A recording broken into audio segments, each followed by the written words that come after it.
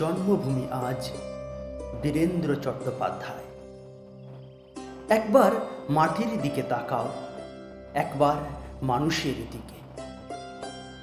এখনো রাত শেষ হয়নি, অন্ধকার এখনো তোমার বুকের ওপর কঠিন পাথরের মতো, তুমি নিঃশ্বাস নিতে পারছো না।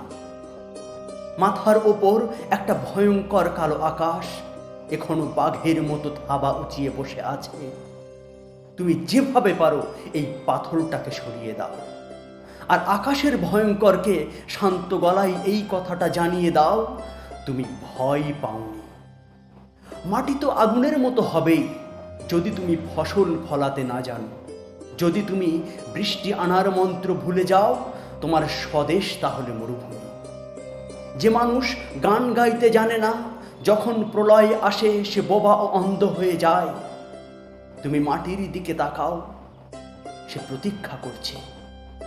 তুমি মানুষের হাত ধরো, সে কিছু বলতে চায়। তুমি মানুষের হাত ধরো, সে কিছু বলতে চায়।